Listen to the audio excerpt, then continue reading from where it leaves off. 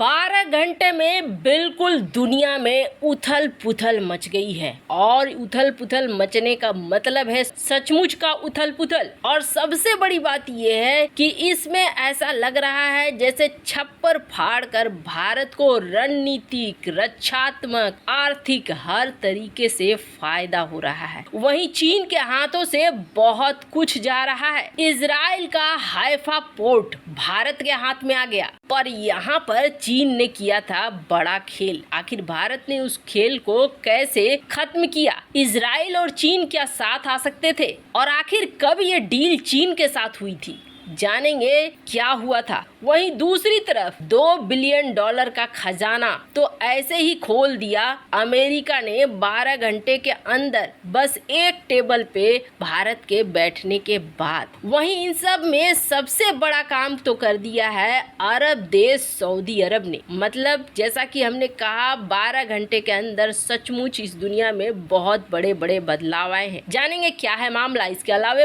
बहुत कुछ। आइए जानते हैं इन खबरों को विस्तार से। जरा ये इलाका देखिए, ये इलाका है हाइफा पोर्ट इजराइल का। ये हाइफा पोर्ट, आप थोड़ा इस मैप को जूम आउट करेंगे तो आपको इसका महत्व पता चलेगा कि भारत से अगर इजराइल को डायरेक्ट जोड़ना है तो ऐसे करके जोड़ सकते हैं। लेकिन ऐसे कैसे जोड़ेंगे? बीच में तो सऊदी अरब है, सऊदी अरब और इजराइल में तो बिल्कुल भी नहीं बनती है। अब अगर इस तरीके से जुड़ जाता है तो भारत को बहुत फायदा होता है। जमीनी तौर पर भी कुछ भी बेचना हो, कोई व्यापार करना हो, कुछ सामान मंगवाना हो, कुछ सामान भेजना हो तो एक रास्ता ये भी मिलेगा। वरना फिर ये इधर से घूम कर जाओ, यहाँ पर भी फिर भी परमिशन आपको लेनी होगी। पर भारत की इस मुश्किल को सऊदी अरब ने दूर कर दिया और इजराइल ने भी दूर कर दिया। दरअसल इस हाइफा पोर्ट को लेकर एक बड़ी घोषणा हो गई है, पर उससे पहले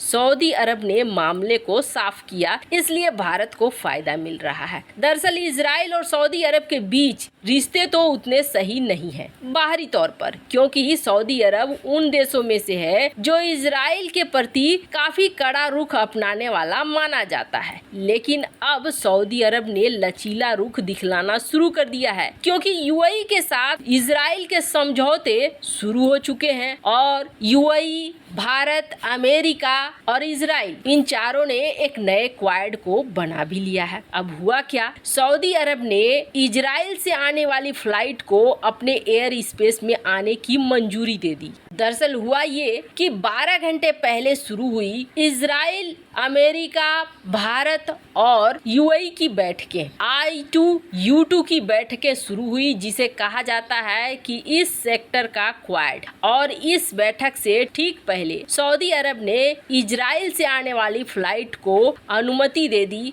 और फ्लाइट बैन हटा लिया। दरअसल बात यह है कि इजराइल में बाइडेन और इजरायली पीएम यार लपीद एक साथ नजर आए और इन दोनों ने ये ऐलान किया कि ईरान को वो परमाणु हथियार संपन्न राष्ट्र नहीं बनने देंगे। बाइडेन ने यहाँ तक कह दिया कि ईरान को लेकर अब उनका सब्र खत्म हो रहा है और आशा है कि जल्द ही परमाणु डील हो, नहीं तो हम कुछ अलग ही रूप लेंगे। इन सब के बीच ऐसा लग रहा है जैसे कि सऊदी अरब और इजराइल के बीच रिश्ते की शुरुआत हो रही है। वैसे तो सऊदी अरब ने अभी तक इजराइल को मान्यता नहीं दी है, पर कहा जाता है कि इजराइल और सऊदी अरब के बीच पर्दे के पीछे से बिजनेस और सुरक्षा संबंधी संपर्क बढ़े हैं और यही वजह है कि इजराइल के प्रति नरमी दिखा रहा है सऊदी अरब। लेकिन फायदा यहाँ हो गया है भारत को जबरदस्त। दरअसल भारत को फायदा इसलिए हो गया है क्योंकि ये जो हाइफा पोर्ट देख रहे हैं, इस हाइफा पोर्ट को लेकर भारत के बीच और इजराइल के बीच डील हो गई है। इसके पीछे भी एक बहुत बड़ी कहानी है। दरअसल जब महामारी शुरू नहीं हुई थी तब चीन का इतना ज्यादा बदनाम चेहरा दुनिया के सामने नहीं आया था। चीन को लेकर दुनिया इतना ज्यादा सशंकित नहीं थी। अमेरिका भी खतरा समझता था चीन को, लेकिन इतना ज्यादा नहीं जितना आज के डेट में दुनिया के देश 10 बार सोचते हैं अगर चीन का नाम आ जाता है तो